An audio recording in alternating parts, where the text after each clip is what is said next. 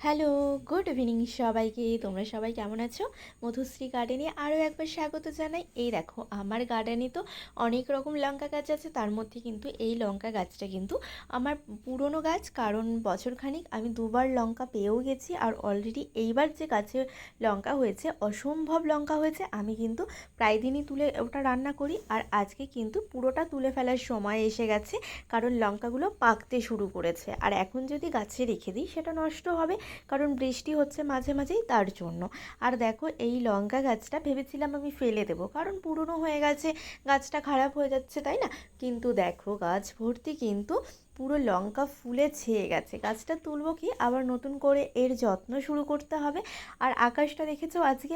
আকাশটা কিন্তু অসম্ভব সুন্দর লাগছে, কারণ প্রচুর রোদ, আর কখনো মেঘলা কখনো রোদ, তোমরা বুঝতেই পারছো ভিডিওটা দেখে। আর দেখো, ভিডিওর মধ্যে কি সুন্দর একটা বাটারফ্লাই এসে ঘোরাঘুরি করছে, বেশ ভালো লাগছে। আর এই লঙ্কাগুলো তো আমি বেশ কয়েকদিন রেখে খেতে পারবো, কারণ গাছটা ভেবেছিলাম রেখে দেবো, কারণ রাখলে খারাপ হয়ে যাবে, তাই তুলে ফেলছি।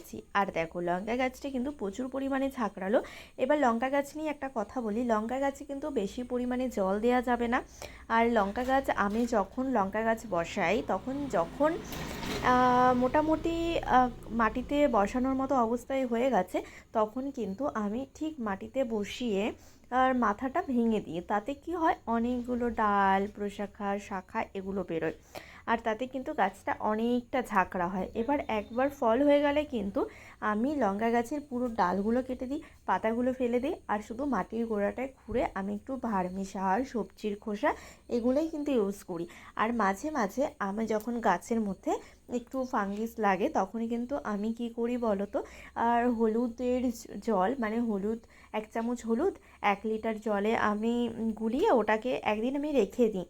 তারপরে কিন্তু পুরো গাছে স্প্রে করলে কিন্তু যত রকম পোকা মাকড় থাকে সেগুলো সব চলে যায়। আর সেরকম কোনো সার আমি গাছে ব্যবহার করি না, কারণ ছাদে আমার ন্যাচারালি ভালো লাগে অর্গানিক শাক সবজি। তাই জন্য কিন্তু আমি চেষ্টা করি যে অর্গানিকভাবেই রাখার। আর একটা গাছে দেখো এতগুলো লঙ্কা হয়েছে, আরেকটা গাছে আমি তুলে শেষ করতে পারছি না। তাহলে তো আমিও চাই তোমরাও তোমাদের ছাদ বাগানে এরকম ছোট্ট ছোট্ট কয়েকটা গাছ রেখে দিতে পারো। আর আমার কাছে আরও অনেক লঙ্কার ভ্যারাইটিসের বীজ আছে, সেগুলোও আমি বসাবো আর তোমাদের সাথে শেয়ার করব।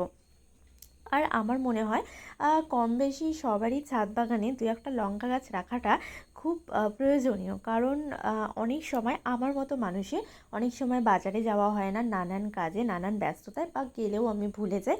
তখন কিন্তু এই ফ্রেশ লঙ্কাগুলো আমার অনেক কাজে লাগে। শুধু লঙ্কা না, যে কোনোই শাক সবজি আমার ফ্রেশ ভালো লাগে। আর কি বলো তো, এই কয়েকদিন এমন পরিস্থিতি আমার গেছে, যার কারণে কিন্তু আমি ছাদ বাগানে একদমই এদের যত্ন করতে পারিনি, কারণ প্রচুর পরিমাণে রোদ উঠেছিল। আর সেই সময় আমি জলও দিতে পারিনি, অনেক গাছ আমার খারাপ হয়ে গেছে।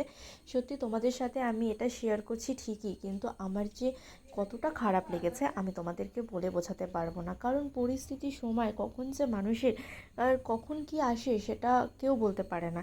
যে মানুষ প্রত্যেক দিন গাছগুলো চর্চা করে, সেই 2টো দিন বা 3টে দিন বাগানে যেতে পারিনি বলে আমার বাগানের যে হালাত হয়েছে, সেটা দেখে যে অজস্র আমি কান্না করেছি, সেটা তোমাদেরকে আমি বোঝাতে পারবো না। আমার না, এরাও আমার সন্তানের মতোই হয়ে গেছে। এদেরকে একটু না যত্ন করলে, না দেখলে আমি কিন্তু শান্তি পাই না। কারা কারা এরকম আছো আমাকে বলো।